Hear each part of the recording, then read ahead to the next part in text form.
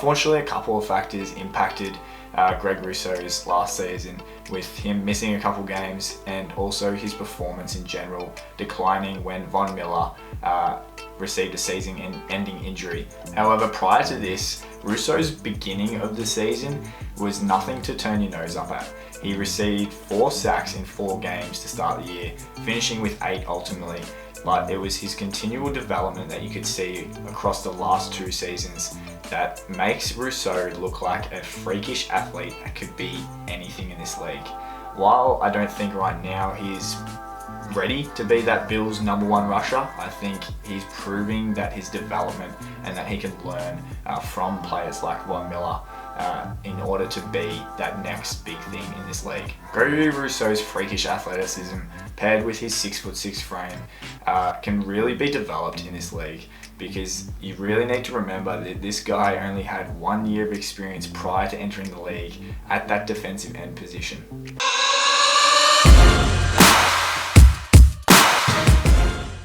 The Miami Dolphins have a lot of big names now on both sides of the ball. The likes of Tyreek Hill, Jalen Waddle, Bradley Chubb, and Jalen Ramsey. But there's one name that I think could be the next best thing in his position, at least for this Miami Dolphins team, and that's Jalen Phillips. Edge rusher Phillips exploded in his second season, and while his sack numbers remained relatively the same, it was his tackle pressure, his pressure on the quarterback, that went from 39 to 77, and his tackles resulting in a stop going from 16 all the way up to 42.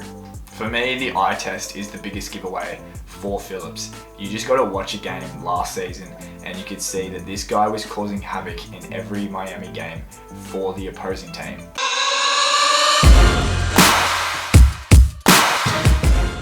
Josh Uche had a slow start in his first 2 seasons in the league, but his 3rd year he absolutely exploded. The edge rusher from the Patriots provided an electric partnership with the more powerful Matthew Judon as they combined for 26 sacks last season, Uche getting 11.5 by himself. Uche is entering a contract year, so look for the edge rusher to really increase his production and become a more consistent performer. The one thing I do want is more consistency, as I mentioned, because those 11.5 sacks did come in a 7-game period, which is, only about a third-ish, almost half of the season.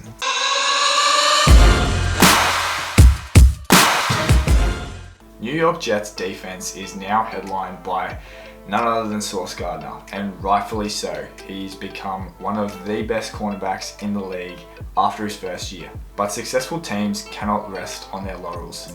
Quarterbacks will recognize not to throw to Sauce Gardner, because that's exactly what happened in his first year.